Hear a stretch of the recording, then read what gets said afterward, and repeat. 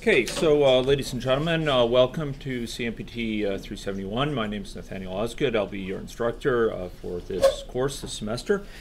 And today I'm going to be going through two different lectures. The first of them will be an overview of this course, an understanding of what you can expect, expectation setting with respect to deliverables, with respect to the project that forms the dominant component of the course, and some understanding of the breadth of material covered.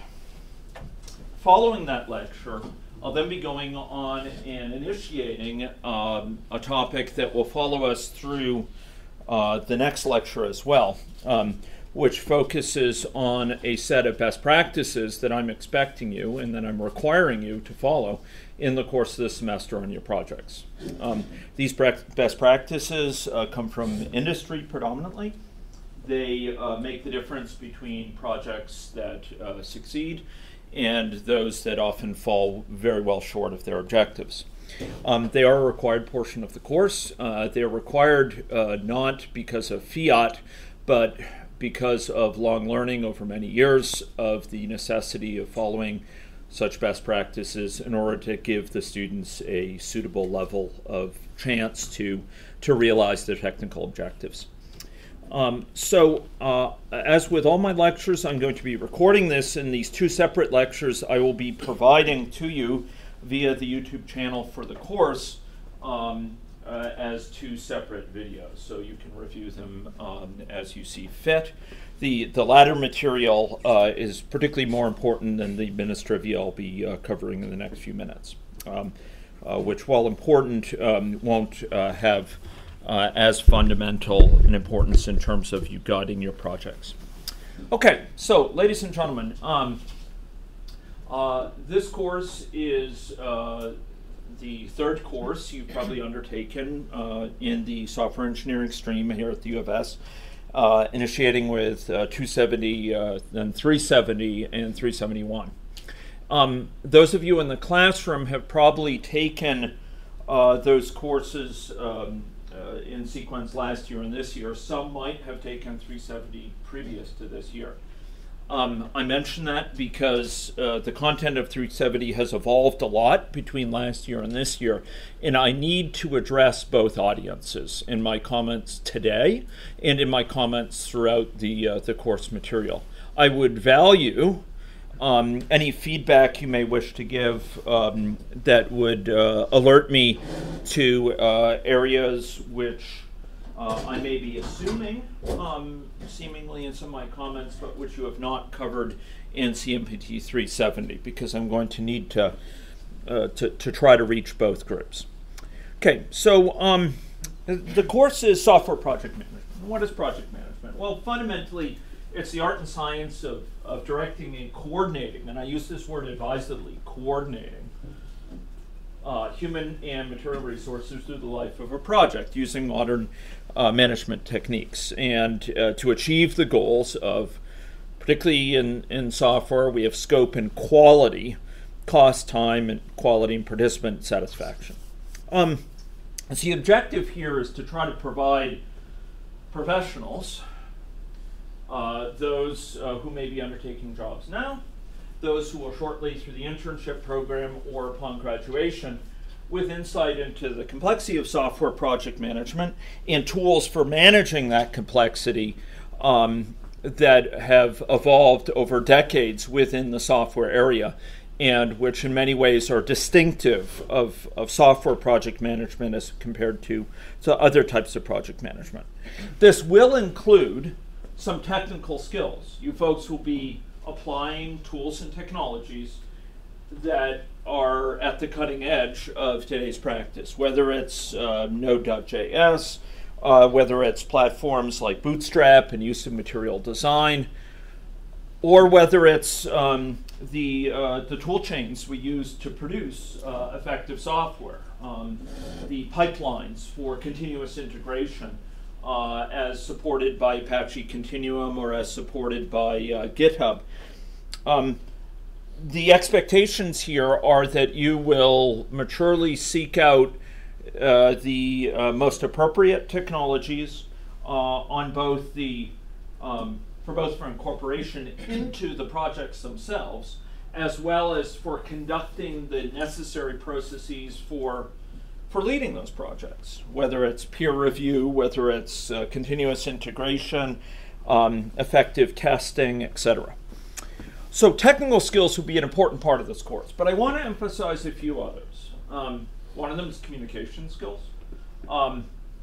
Software projects succeed or fail based on the quality of coordination within the team, and coordination is in turn largely a function of effective communication.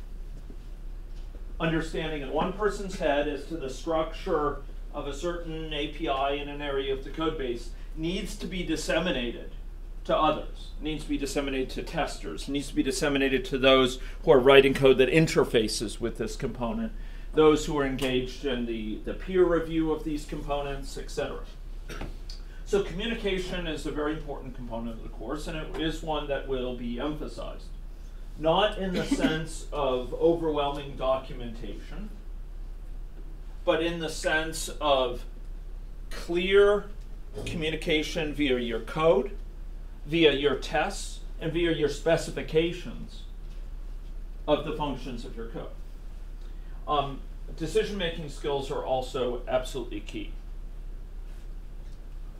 Looking back over the years, I've taught this course now for over 10 years, and looking back over those years, I can't tell you the number of projects which have run into issues because of poor decisions made, whether it was a poor choice of a password for a virtual machine that was set up, that was hacked into and required complete rebuild from scratch and loss of, with many resources and many days of work along with it, or whether it's decision making with respect to risk management in terms of getting resources in place for the code base while the tech staff was available. Decision making on your projects turns out to be key. Which functions, which functionality you're actually going to build into the project for a given deliverable and what you leave out. These are very important. These are very important prerequisites for a successful project in this class and indeed in the world. Problem solving, interpersonal, again, key for effective coordination, effective delivery of projects across the larger teams that will be part of this course, and leadership.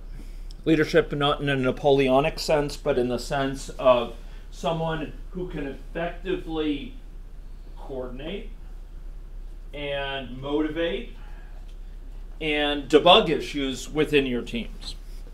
Okay, so the goal here is to ensure your projects and career go smoothly, or put it another way, it's to try to help ensure that your projects don't, like quite a few have in the past 10 years, end up going down in flames, falling very well short of their technical goals and not achieving nearly the potential that you had anticipated for your stakeholder or within the team. So, how do we achieve this? Well, we cover within this course a variety of topics. Topics that in some cases may have been touched on, even received a lecture or two in previous courses, but in many cases they've fallen through the cracks of your previous software engineering training in the classroom. And yet they're key for the type of real-world software engineering that many of you will be doing in your internships or in your careers. And I'll go through listing a few of them, recognizing that this is not fully exhaustive. So we will be talking about project estimation, trying to figure out how long it will take to implement certain features, because that will be key in time boxing. It'll be key in deciding which features get incorporated in a given deliverable for this course. One of the 5 that you're going to be giving me over the course of the semester, in which I'm going to be personally reviewing. in order to figure out what you try to fit into this 2 or 3 week deliverable, you're going to need to do estimation in order to have a sense of, do we really have time to do this? How long is this going to take? And you're going to be required, if you go to look at the syllabus, which we'll be talking about shortly, you can see that there is a requirement for you, starting with the first deliverable, to give estimates of how long you think work will take and how long indeed it did in fact take. Effective risk management. Risk management is a skill in industry where large books have been published about it. There's some excellent ones. Ladies and gentlemen, today's risk is tomorrow's problem. But fortunately, yesterday's problems we can translate into an understanding of today's risks. As an industry, we've learned how to do effective risk management. How to manage some things by heading them off through what's called mitigation, other things by putting in place contingency planning, in other cases, opting out of the risk altogether through choice of other technologies, etc. Risk management is a very important practical level of this course. This is not a course where you're going to be able to come to me and say, you know, we need extra time because this unexpected thing happened, and that unexpected thing turns out to be something that you should have planned for. Illness of one of your team members. It's going to happen. It's going to happen. People dropping from your team. It's going to happen. Unavailability of the tech staff to set up certain resources. That may well happen as well. Problems associated with instability of a technology. If you're using a new technology which you haven't used before, you should be doing risk management with respect to spike prototyping and with respect to reading very carefully what other people have experienced with that technology and putting into place contingency buffers in case it doesn't work out. These are things which don't strike us like a lightning bolt out of the blue, leaving us unclear of what we can do, but rather they're things that we can manage. We head them off. If you have a cabin in the north, you don't leave the door open just in case any sort of animal comes by and comes in. You keep the door closed. And similarly with software risk management, there are certain practices we can undertake that will leave little room for us to be blown off course by unexpected things. So we'll have in place those plans for what to do and how to head those problems off. Peer reviews are another key thing. And I'm not sure, other than pair programming, how much of them you've undertaken in other courses. In this course, you are required, and this is in many ways by acclamation, the fact that many past projects have told me after the fact they wish they had done this earlier and more completely.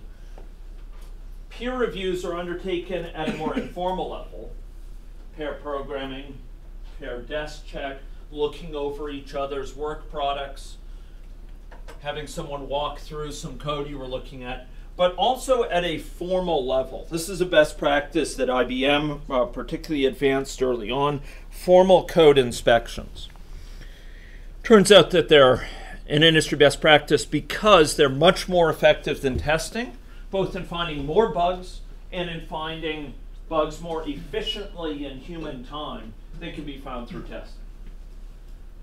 But they're not done instead of testing. And this is something that this course emphasizes very strongly. I'm told by many in our program that this is the first course where they really came face to face in a deep way with testing. Now, I'm hopeful that that's not the case with this cohort here, that you folks in 370 will have written enough unit tests to have a very strong sense of design of effective test cases for your code. But in this course, it's different in the sense that we're not just putting together unit tests, although that is important. They will be required. We're engaged in test-driven development here by requirements. But beyond that, we engage in integration testing, in system testing, and if possible, acceptance testing. These are different levels of testing we'll be covering. They go beyond the testing of individual small pieces and have to do with testing larger aggregations of those pieces, and indeed the system as a whole, putting it through its paces of common use cases, for example, making sure the system undertakes the common cases that a user will need.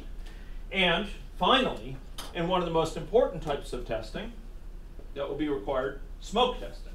Anyone know what smoke testing is? Smoke testing is a process that's not so much designed to identify where a bug is. Rather, it's designed to make sure that when someone checks in code into a repo, and you'll all be making use of common repos for your projects, to share code, share database schemas, share other elements of the project across the team. When you check code in, before someone else pulls it, you want to make sure that your code hasn't screwed up the system. It hasn't hosed everyone. And this is a very real risk. We'll sometimes check code in and find that shortly before we did that, someone else checked some code in via Git. They pushed their code up just before ours, and now there's incompatibilities between the code. Our code won't even compile now. And a smoke test ensures that we know about that as soon as possible. It's an automated test that takes place upon check-in. Now, I'm not sure of it, but in 370 in some years, I know the instructor has required defining software integration pipelines in GitLab or GitHub or other resources that basically put in place some mechanisms for to be undertaken at the time code is checked in. And that will be required here. Whether you do it with cruise control or Continuum or on GitHub or on other resources, I'm not particular. Jenkins and Hudson are other popular options. But you will be required to have smoke tests. Smoke tests will serve to alert you as soon as possible to issues when they arise upon checking, and will let you know if the code is so broken people shouldn't pull it, in which case you have to roll back the last commit. You have to roll back the last commit to the repository and sort things out. Requirement solicitation is another component that you're required to undertake and practice, and as time allows, there'll be a lecture on it. It sounds, in traditional parlance, fairly passive, requirements gathering. It's not passive at all. Typically, you're dealing with stakeholders, as you will typically hear, who don't speak your language. They speak a different language, the language and their little domain of the world. And you need to come to terms with what they're saying about their needs. And they may have some ideas of what they want. You have some ideas of what's possible, what's hard, what's difficult, and versus what's easy. And you have to come to terms with an understanding of what the priorities are with them. So requirement solicitation, eliciting from them a clear sense of what next, what's the priority we need to work on next, will be a key part of this course. You are required for this course to have a real-world stakeholder. We'll be having a series of pitches within the next week of stakeholders bringing to the table projects for you to work on, and your team will have to select one of them. And you will have to work with that real-world stakeholder and meet with them 5 times at least during the semester to understand the next priorities. This is required, and it's a very important component of the course to deliver real value. Team building is another component. Your teams will succeed or fail based on whether they are coordinated effectively. And to coordinate them effectively, you need to go beyond or just getting a group of people together. You'll be randomly sorted in this class. After this lecture, before the next, I will be randomizing the choice of teams. Okay? And you'll be in teams of approximately 10 to 12 people each. Many of these people you may not know. You don't know their schedules, you don't know their skill sets, their inventory of past experience, and you don't know how reliable they are in certain areas. And to really make an effective team is more than just nominally saying we're going to have a group meeting. It's getting to know each other, getting to know their strengths, getting to know the preferences, and sorting out who's going to do what on the team. Who's going to be a tester? Who's going to be a developer? Who's going to be the risk manager? Who's going to be the project manager? Who's going to be the build master? These are required positions. Another component is clean coding. I'm a fanatic about clean coding. And I'm a fanatic because it helps communication and it helps code evolve in graceful ways. Code that's inscrutable is hard to debug, it's hard to interface with, it's hard to write in the first place reliably.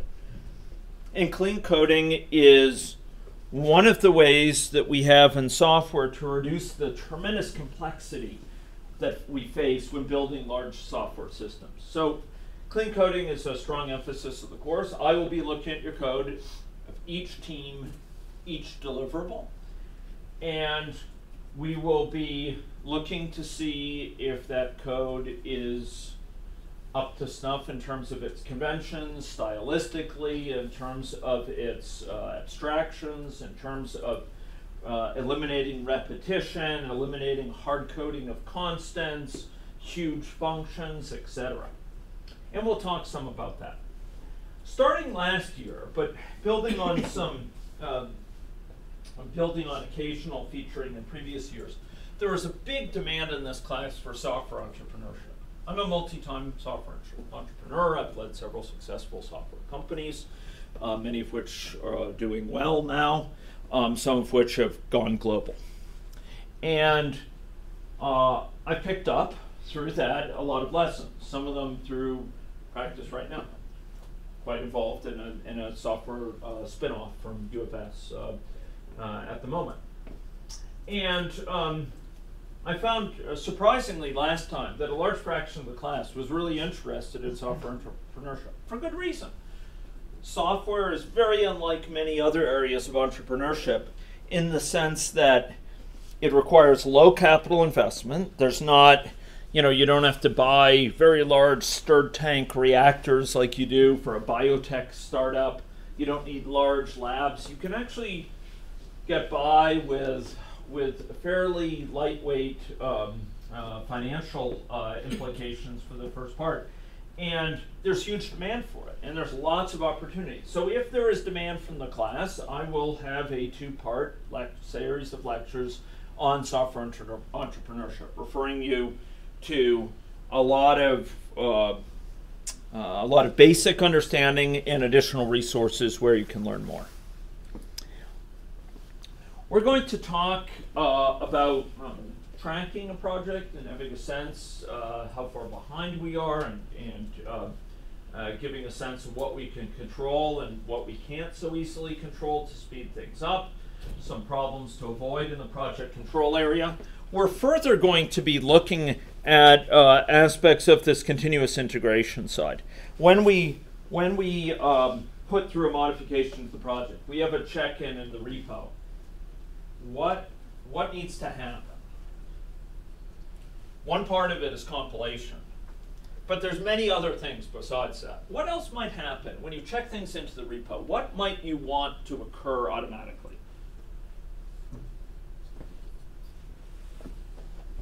Testing, maybe if it's hosted online, building it and uploading it. Good, that's right. So deployment, if it's sufficiently proved sufficiently robust during the builds and the tests. Often we have a battery of tests. In some cases, it includes just a subset of tests. We leave out what are called regression tests, which are particularly important but also often voluminous. It typically includes some system testing, system-wide testing. So you're not just testing each little bit, you're testing the whole system hangs together for common use cases, as we mentioned.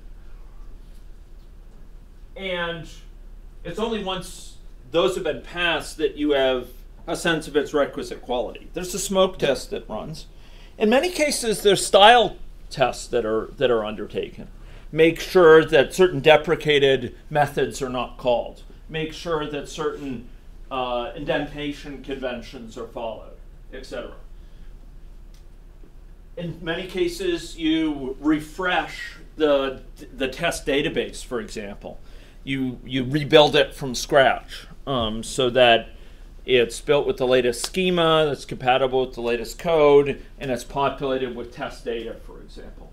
So there's a lot of things that have to take place often with continuous integration all the way through to deployment to test servers for subsequent testing by dedicated test teams. So continuous integration will be an important part of this class, and it's one that students find a lot of value for undertaking. Not least because it gives you a sense of your project's progress. To what degree are we making progress? To what degree are we breaking the build, which is a sign of sort of getting stalled along there. It allows many people to see the latest version of the build. Debugging and triage. Often teams in this class, and indeed teams in the world, have to deal with this triage process. Have to figure out what's going to make it and what's going to get cut from the final deliverable. A feature may just be too buggy for us to be willing to include it in the final deliverable, because there's not the time to have another iteration of debugging. If we check in something with a problem, we just won't have time to remove it. And so often we end up choosing to not put certain things in just in case, because there's just not that latitude to let us handle it. We'll talk some about change control. Control of change requests from stakeholders or from others that need to occur at some point. And one of the things that will be required for you in this class, again, a best practice, again, something that many past projects wish they had put into place, is something called a code freeze. And I don't know how many of you practice these in 370, but there needs to be a freeze of the code. It needs to be feature complete.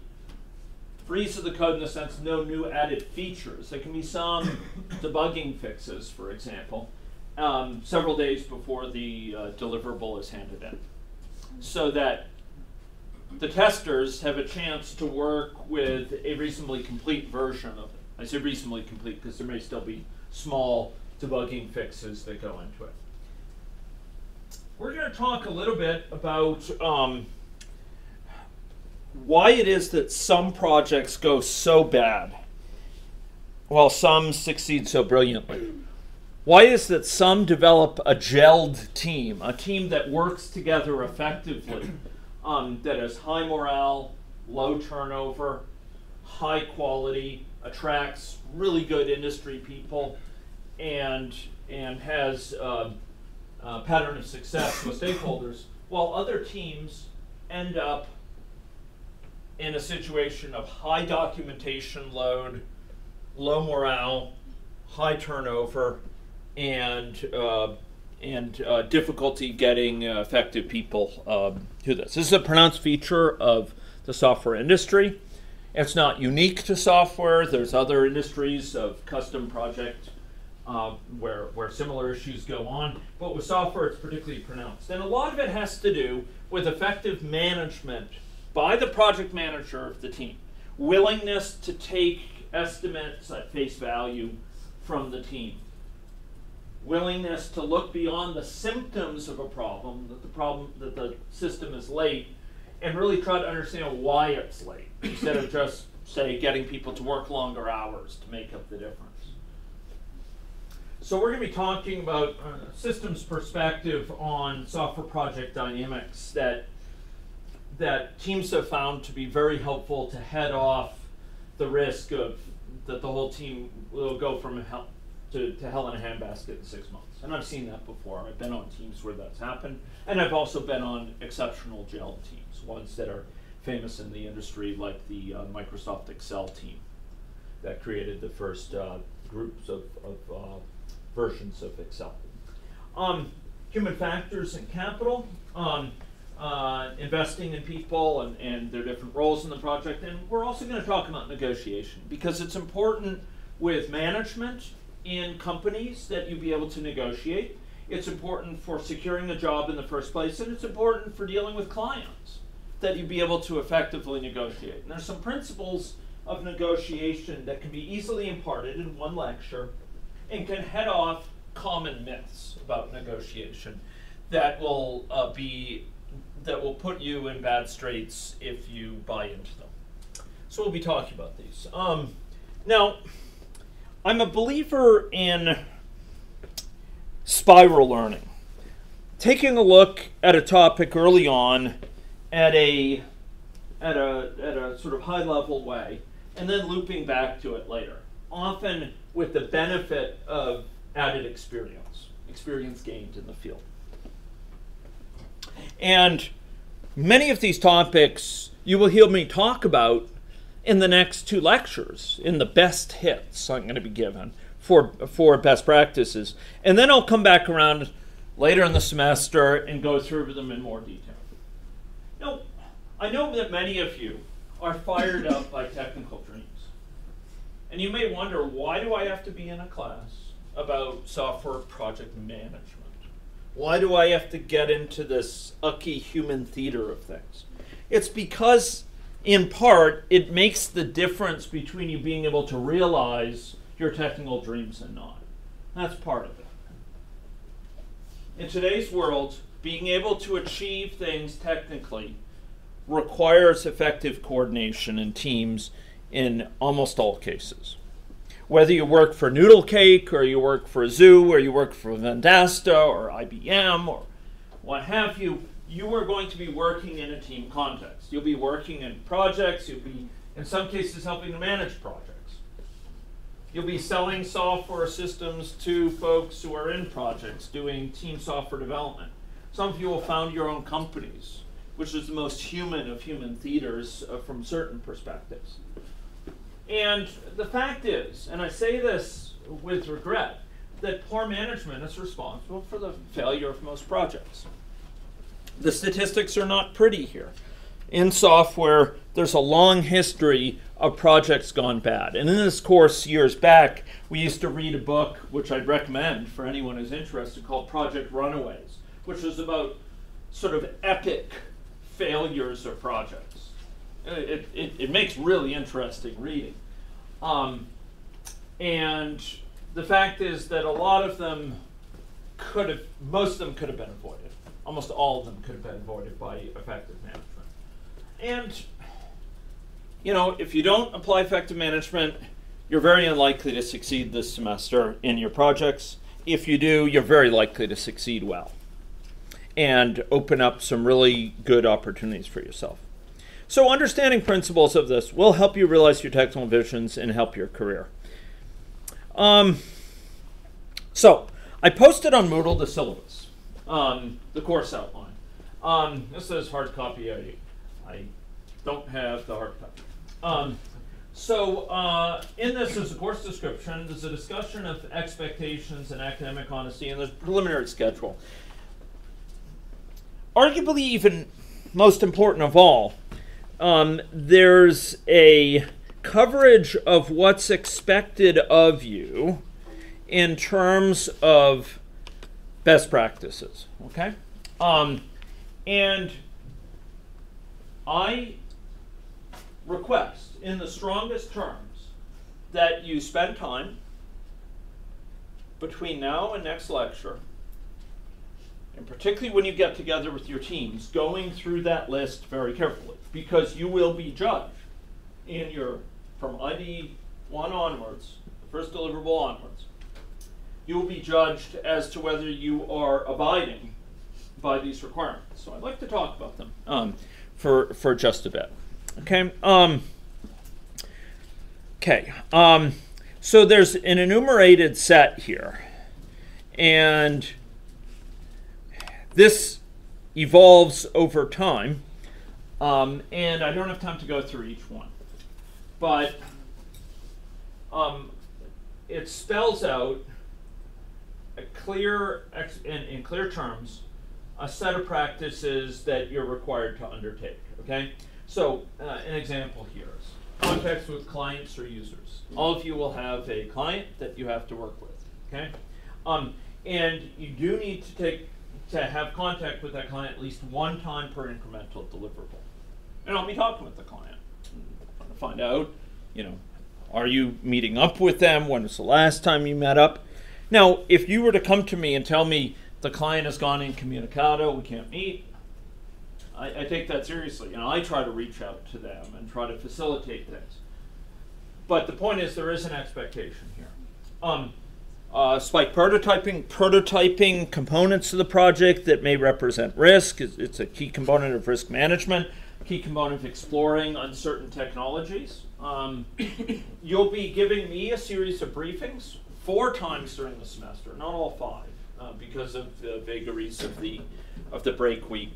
Or one of the incremental deliverable presentations won't take place, but you'll be meeting with me 4 times for incremental deliverables, and then 1 time to discuss the infrastructure plans for you to put into place for the project.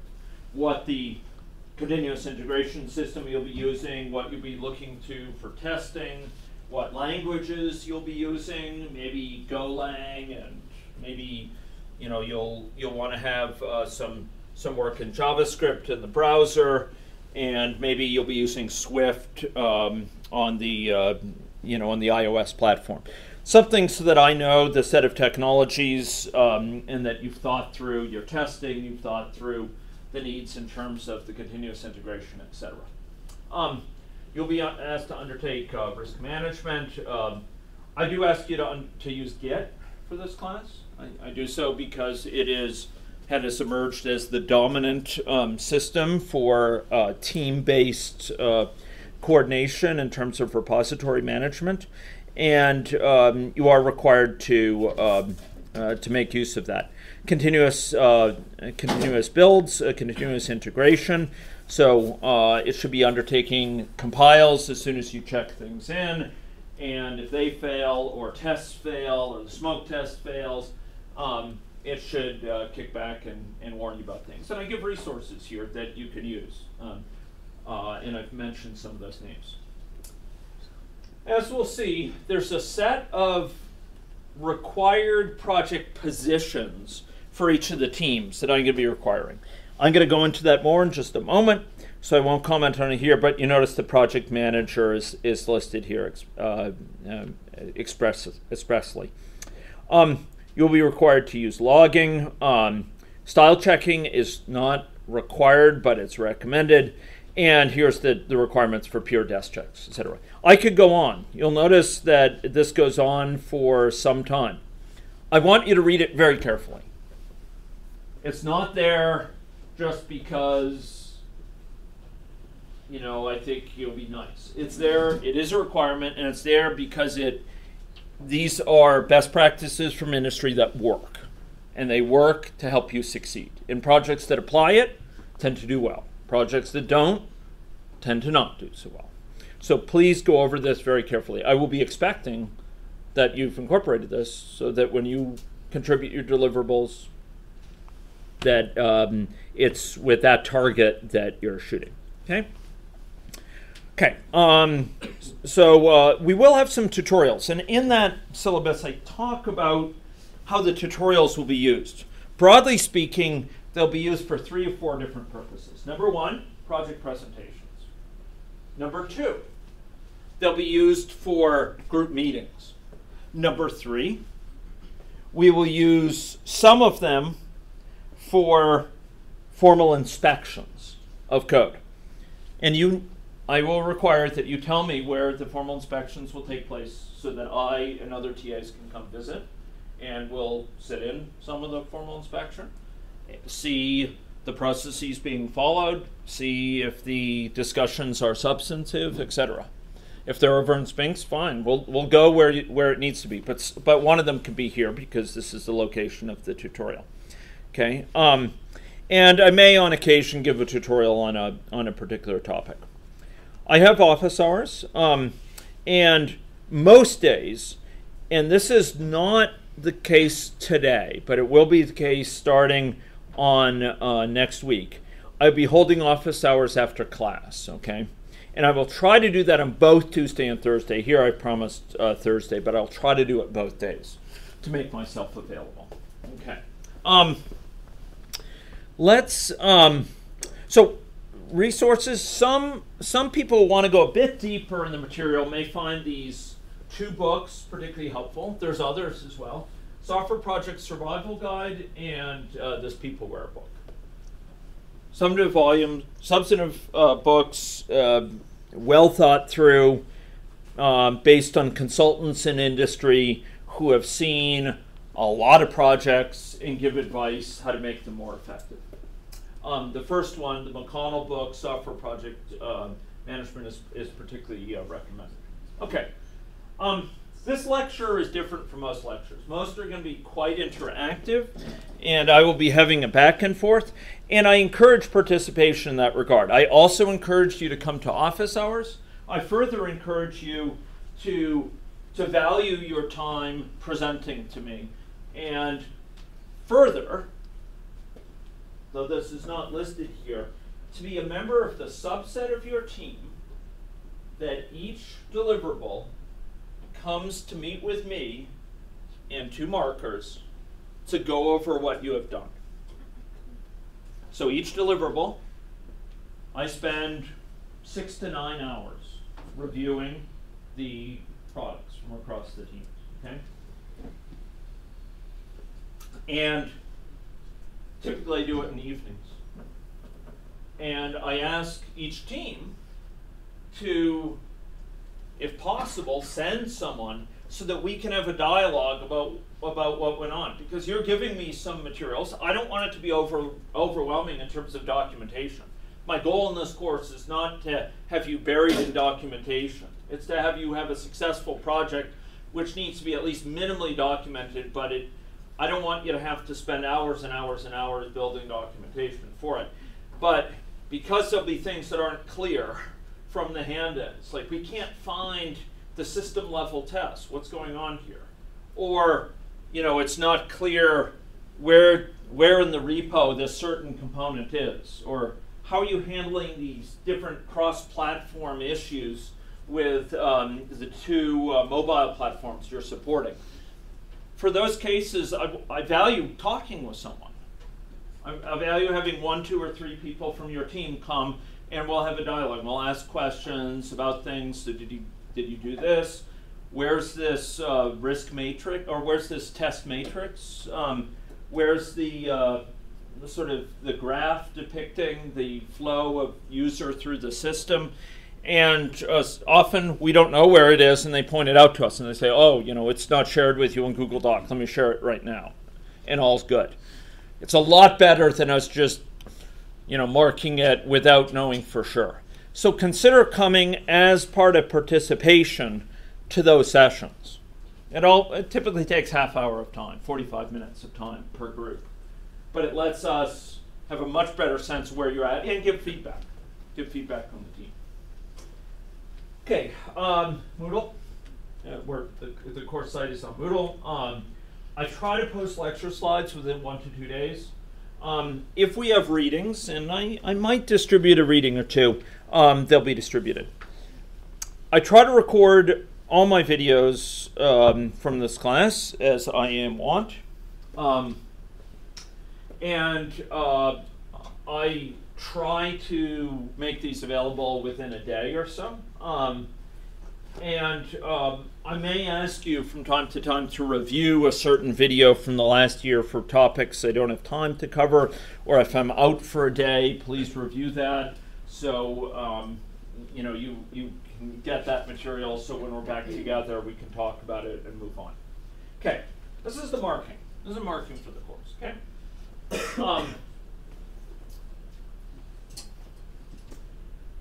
This course has a number of lines of marking that are probably somewhat different from past courses. The first and most notable things to remark on are that jointly put together the project and the final exam. It's almost 2/3 of the course mark. Okay. So this project, its success or failure matters. But it matters not merely at an aggregate level. It matters about your contributions to the project.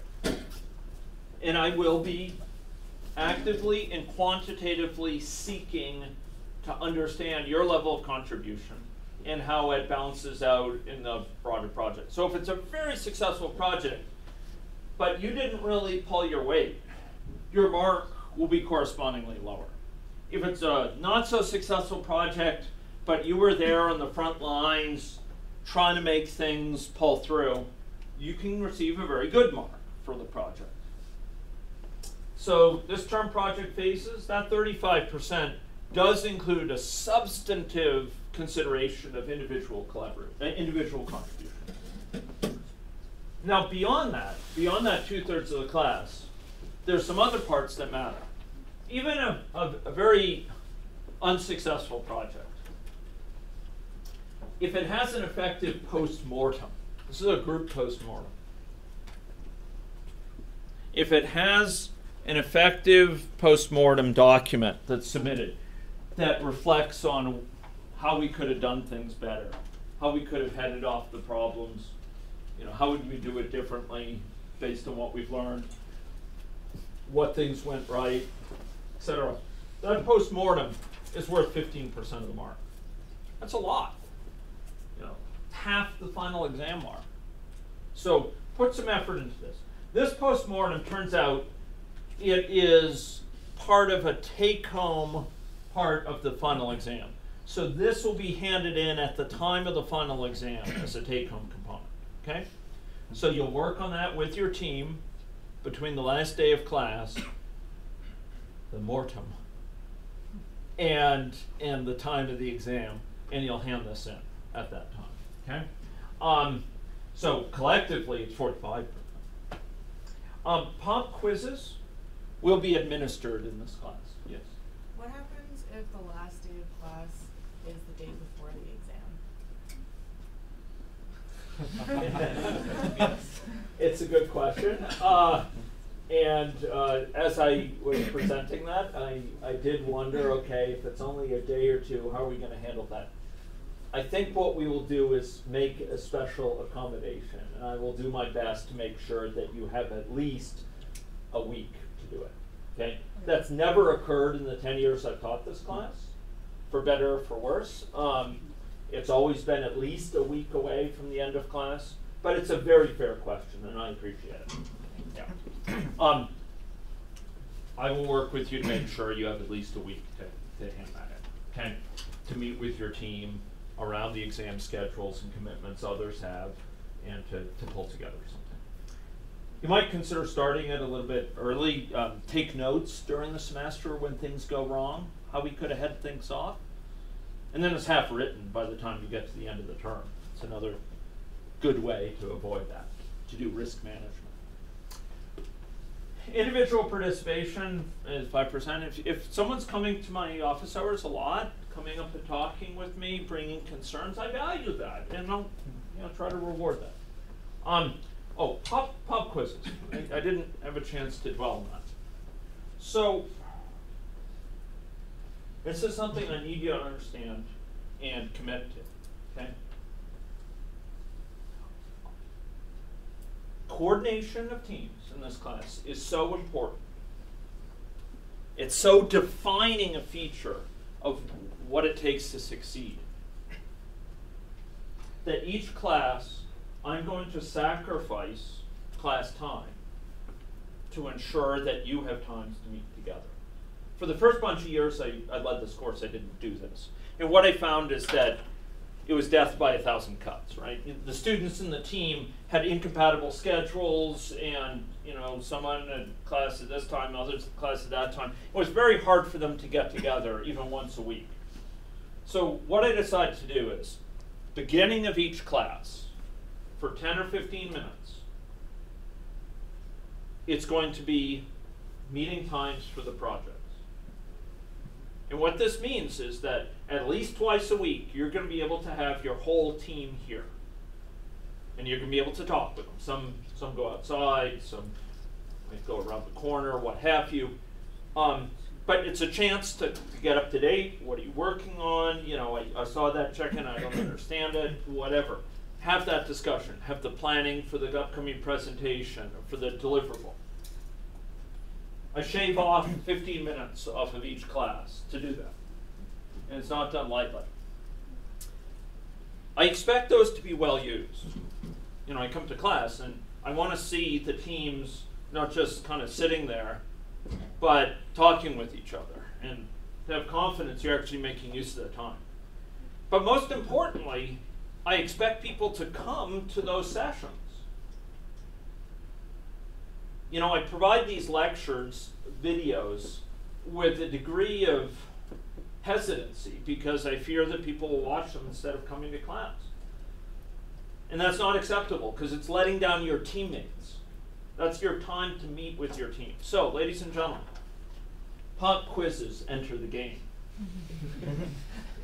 I have found them highly motivational. Okay? So, there's an excellent chance that you will be administered pop quizzes at many times during the term. For those who come and listen, these should be pretty straightforward. Sometimes they give marks just to write down your name. But truth is, I do have questions on there that depend on you listening to the material, which you would expect. But if you don't come, there's a goose egg delivered. You're not gonna pass those pop quizzes. So, first and foremost, for the sake of your fellow teammates, come to class. But secondly, realize that if you don't come to class, you're putting yourself at risk because of pop quizzes. Now, you'll find me very reasonable in terms of negotiating exceptions. I know many of you are interviewing for the internship program. Some of you have obligations, you know, medical obligations or to family or what have you. Come up, just let me know ahead of time. You won't be in class ahead of time. You were not in class, you know, you've gotten sick or what have you. And you'll be exempt from pop quizzes. Every year, you know, I have to go through custom marking because this person told me they were absent this term. That's fine, I'll do that for you. But tell me ahead of time, right? So pop quizzes, ladies and gentlemen, are important. But if you have that internship interview, if you have the career fair you really want to go to, and, you know, Google's giving a talk during the time of this class, I'll say, go. No pop quiz. Oh. Maybe I'll give a pop quiz there. No, I won't do that. But, you know, tell me if there's big concerns like that, and I'll work with you. Particularly those in the CSSS who have things going on, okay? So, but that is important. But please, starting next time, use that time. It's golden to use the time at the beginning of each class to touch base. Gives you at least 2 times a week in short succession. Okay. Late projects can be reduced by 10% a day. I don't think in my last 5 to 7 years I've ever seen a project late. It's time boxed, ladies and gentlemen. Everyone turns it in on time. The question is which features get left out. And that's the way it should be. That's how Agile works. So, that there is in there in principle. It makes a big difference, but just don't turn it in late, ladies and gentlemen. If there's a buggy feature and you're trying to figure out should this go in or not, don't have it going. I want quality, not quantity. I want features that are solid so we can test them. And I'd much rather have it left out than have it in there in a shaky state. Okay. How about like visually useful rather than buggy? Yeah. So if it's a matter of prettiness, What can I say? I'm an engineer. I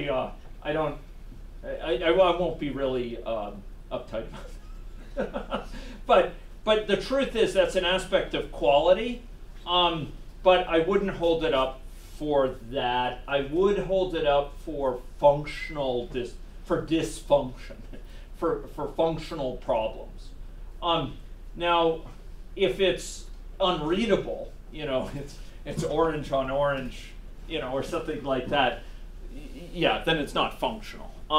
But good question. And another thing, another non-functional requirement along those lines would be how if it's really slow. It's just like glacial to undertake common tasks. Should it be included there? I would say yes with a warning, and the same thing with other usability things. We know that this is subpar for usability, for user experience. We are working, we know we need to work to improve it. Yeah, okay. Okay, there's an academic honesty statement in the project, in the course materials. If you borrow any materials from online code bases or whatever, please document it very clearly, attribute it. This is where it was obtained, clearly delineate what you obtained so that I'm aware of what you wrote and what you didn't. Academic honesty is perhaps the foremost criteria for being able to run an effective class, and I expect you to adhere to very high levels of this. More than that, ladies and gentlemen, it's come to my attention, and this was something shared with faculty, that, well, I know well from last semester, because I'm over there a lot, that the Sphinx labs are very full. Sometimes they are not quite standing room only, but most spaces are taken. And there have been cases of people speaking in ways that I would characterize, and colleagues characterize, as very unprofessional, in ways that make people feel uncomfortable, in ways that make people feel like they don't belong there. And this is not acceptable. It's not acceptable in the workplace. We're interested in this class in training professionals, and that's unprofessional behavior. So, if you are in the labs, if you are here on campus in common areas, you should behave as you would in a workplace and make statements that you would feel comfortable giving to your boss during an internship or during a work in a work context post graduation. So it's not acceptable to through casualness or carelessness to be behaving in ways that will be viewed as unprofessional. And that will be my strong expectation. And if I hear of students in the class for which this is a problem, there will be consequences. So please take that seriously. We have limited resources, and it's very important that all of us have access to them reliably and in a position of comfort. Okay. So, here's some comments on academic honesty. If you're unsure about anything, talk with me. Okay.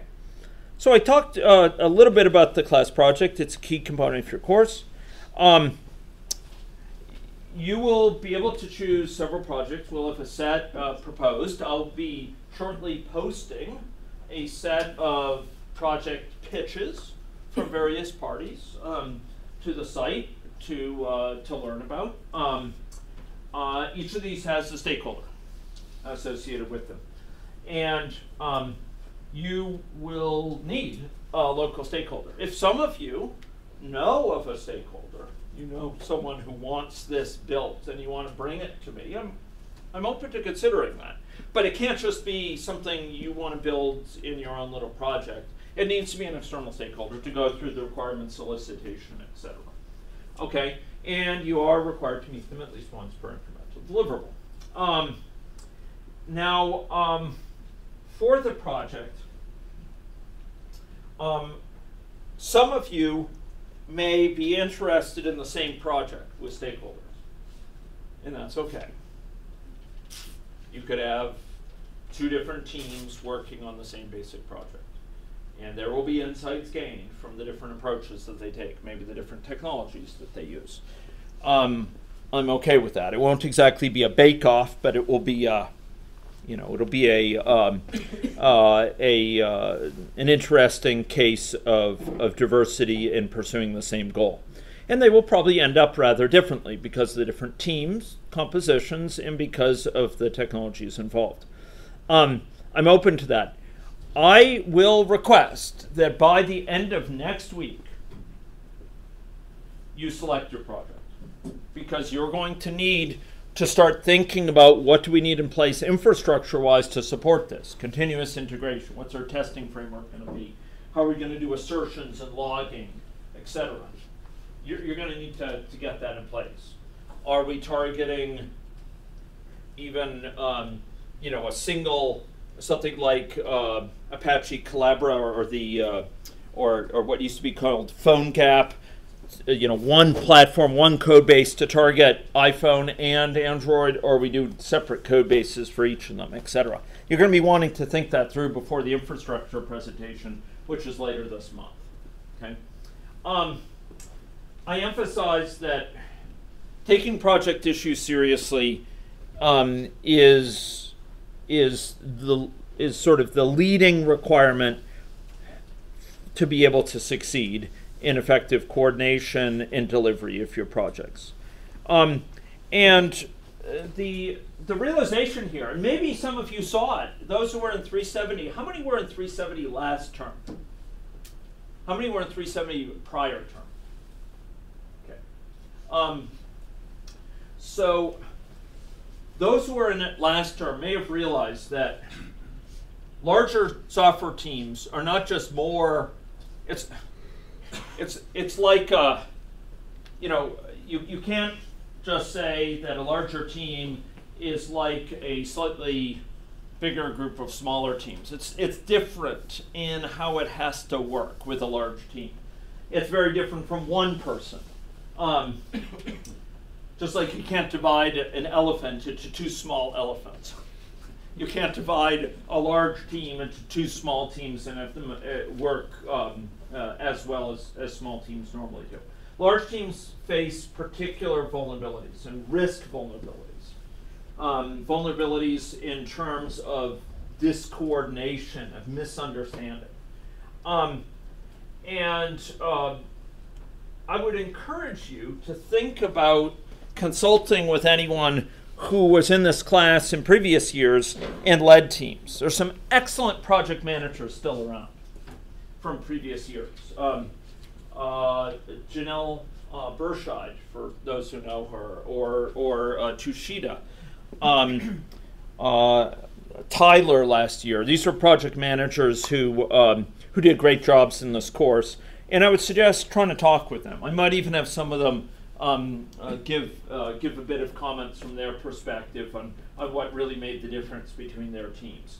But they succeeded. They all succeeded very well last year. And it wasn't chance. They did their homework to make it happen. So, what are these key best practices that I want to talk about?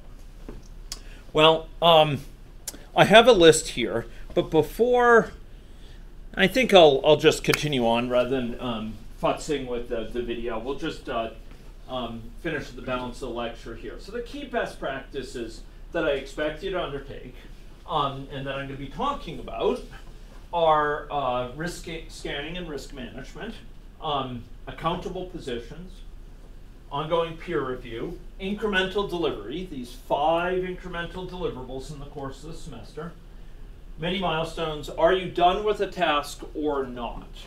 Binary, dichotomous, we use the term in other areas. Meaning, is it complete or not? I emphasize this because we in software can get pretty loosey-goosey for what it means for a job to be done. If you ask, did you do that? It can mean everything from, I wrote the code but I haven't compiled it yet, to I wrote the code and it compiles, to I wrote the code and it seems to work. I've like tested it manually. So I wrote the code and it worked with some unit tests.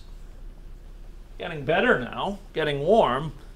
I wrote the code, worked with some unit tests. I refreshed my code base. I did pull requests or put pulls out and got other people's code, compiled it against that, confirmed that it worked with those changes, and I've had it peer reviewed by someone. I've had it looked at.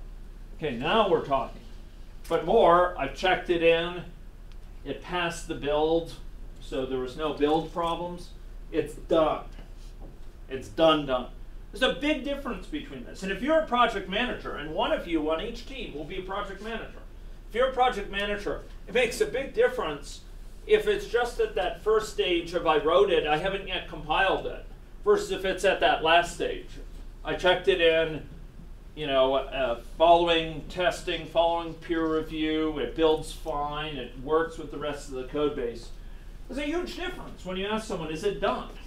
And you want to be clear about that. So you need a standard for your project about what that cut point is that consider done. I'd consider that last one. Continuous integration, smoke test, we'll be talking about it. I've made reference to this already. Status updates and brief meetings. Projects need to have joint meetings, and hence these 2 meetings a week from this class on. I would suggest you have a third meeting. Maybe it's on Sunday, maybe on Saturday, maybe first thing Monday morning, what have you. Get the status updates. Do a stand-up. Do a scrum. Go around your team. Who's doing what? What have you done since the last update? Tell me a little bit about the progress. Anything blocking you? What are you going to be working on for the next day or to the next meeting? You should have those in place. Okay? They're best practice. In fact, there's a whole type of agile development called Scrum that takes its name from those scrums, okay, from those stand-up meetings. Defect estimation. I do expect you to undertake your projects in a way that allows you to estimate the number of defects that you found, their priorities, severities of them.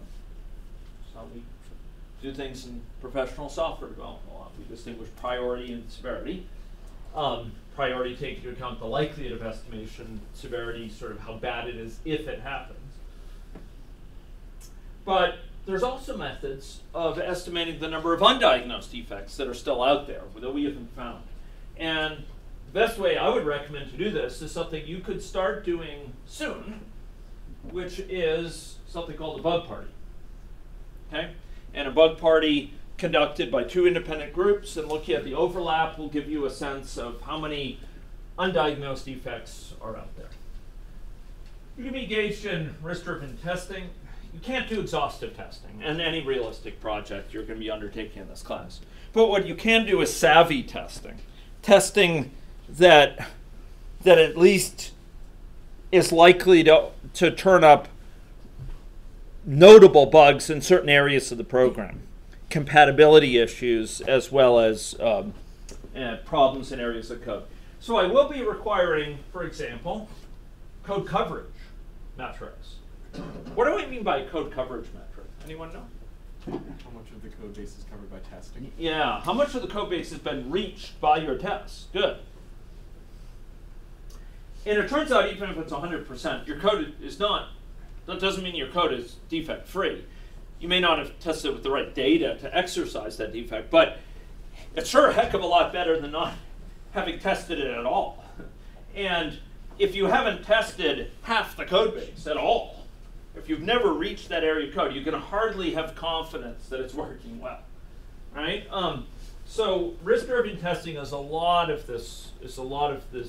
Course focuses on that, and there's going to be a number of lectures that try to provide you tools for that.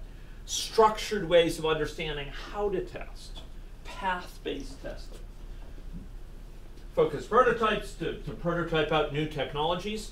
Ladies and gentlemen, in that list, I suggest strongly that you you inventory your skills as a team. Who knows what?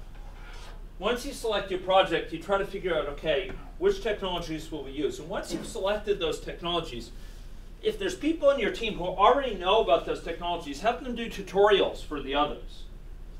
Have them give some examples of code, for example, that show how this technology works. Spread that knowledge around, because there may be a time that that key person is sick. The key person drops the class. The key person is overloaded with another class, and they can't contribute. And the more you can spread that knowledge around, the more others can still make progress. Others can still, use that technology effectively. And the same is true, incidentally, with other areas of the code base. Spreading knowledge around, spreading awareness of how this works and why it works is one of the keys for reducing vulnerability to problems with availability of people. So doing some time estimation, I require it there for particular tasks. You estimate how many hours will this take, and you see how long it will take. I do that for several reasons. Process improvement. Ladies and gentlemen, when you discover a bug, it is very important that you not merely think about fixing that defect. And often we do. Sometimes we don't, because it's too risky to fix it, or too close to the final shipping deadline. If we fix it and we break something else, we won't even know about it. This one at least we know about and can document. But more than that, ladies and gentlemen, we need to ask two things. When we find a defect, we need to ask, number one, how did we not know about this defect till now? What is it about our testing process or our peer review process that allowed this to get here, to get to this point, or we didn't find it earlier? Number two, you want to be asking, how did this defect get in the code base in the first place? Not who did it. This is not a witch hunt. It was John. Look at it. Blame. You ever used SVN blame? John introduced it. You don't want that. This is not a witch hunt. You should be asking, as a group, how could we avoid this sort of thing coming in? Maybe it's a matter of communication. There wasn't enough communication from Dave to John to help them know what they had to do there. Maybe we haven't spread knowledge around enough about this idiosyncrasy of Swift program, and we need to have better training related to the programming language. Maybe the issue was this API wasn't well documented, and so they were using it without realizing it had changed, since early in the project. All these might be reasons the defect got in there. You should be asking, how could we prevent that in the future? That's the constructive way to approach it. What could we do that would head it off, or if it occurs, that would let us know about it as soon as possible? And you can often find whole areas where if we just put this in place, we might head off this extra set of defects. Change control. You want some mechanism so that the stakeholder asks one of the team members, can you add this feature in? Can you fix that? You want to make sure the project manager is in the loop about that so they don't just be blindsided by it if it happens. And they can make an informed decision. Is this part of our triage? Is this part something we're willing to do, or is it something that has to be left for next time? Because they may know about other commitments being made to the same stakeholder. And finally on this list, version control. All of you have used Git, right? All of you have used Git at one point or not? No? Okay. So use of Git is an enabling technology. I use Git. It's not just Git. I mean, SVN, it's a version you can do a lot with too.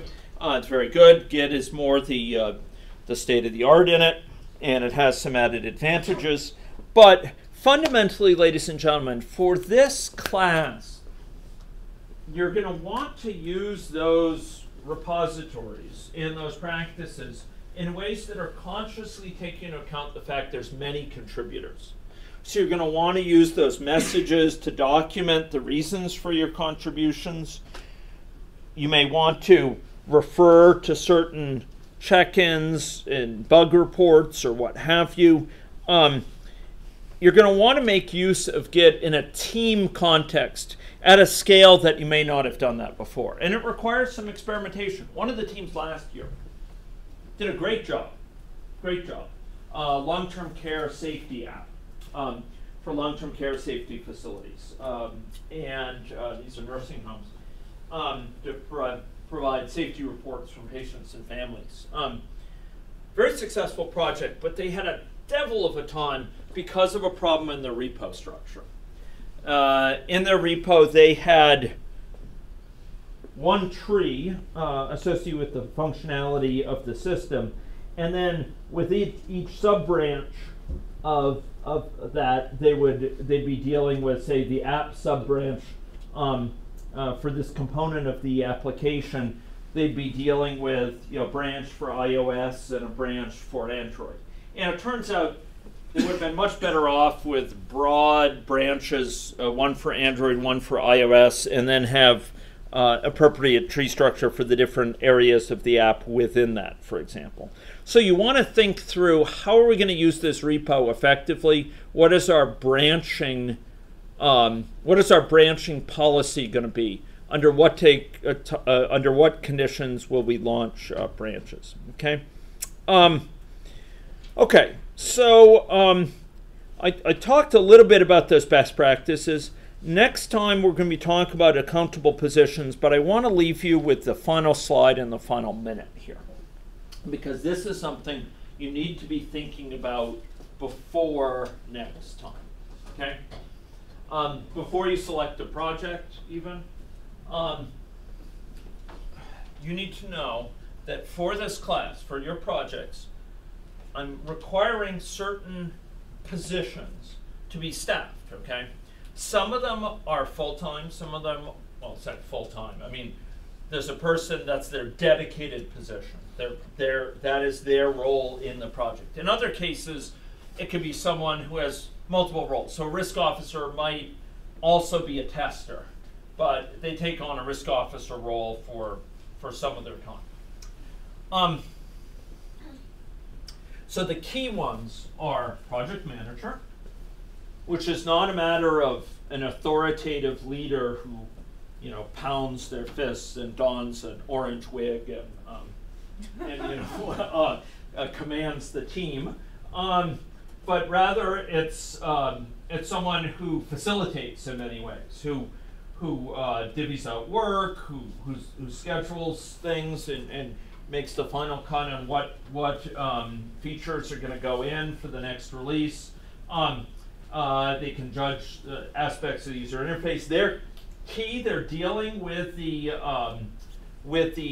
stakeholder as a central thing, helping to coordinate meetings, making sure peer reviews get done, and generally removing barriers to people in the team, including project manager needs to be very good with people, because there may be latent problems between the developer and the tester that's assigned to their code. And there may be interpersonal issues, and a project manager needs to be able to work with that human milieu. Beyond that, there needs to be a design lead. Okay, there needs to be someone who is the dev team lead and takes ownership of making sure the development resources are appropriately coordinated. There should be some risk officer, and there should be at least one build master. By a build master, I mean someone who takes responsibility for the continuous integration pipeline. This is not a small task.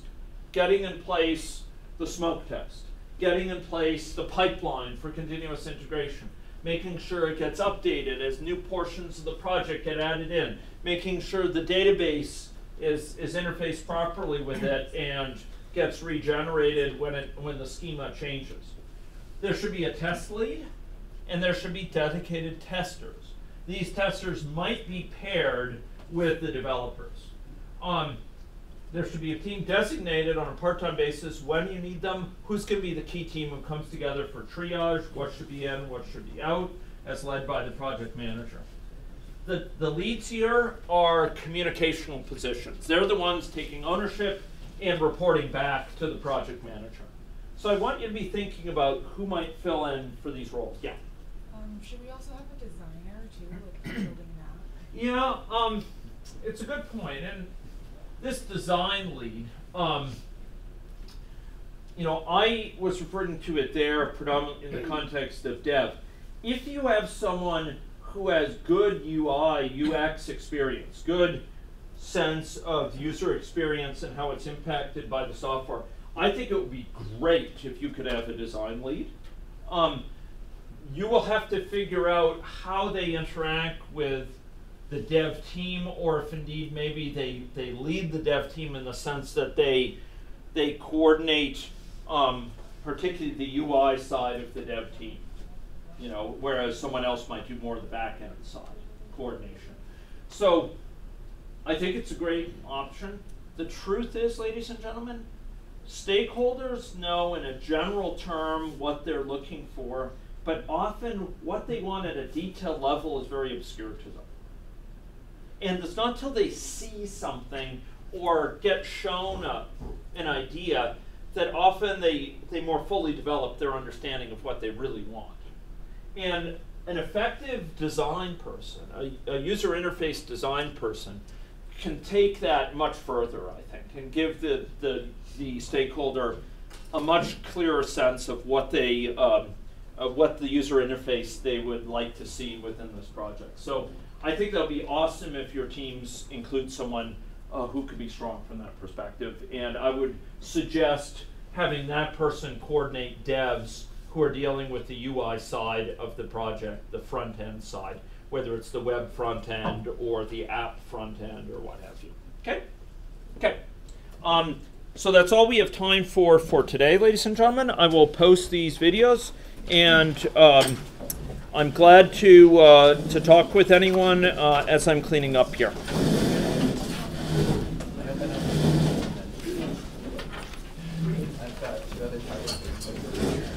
Did you get a chance to talk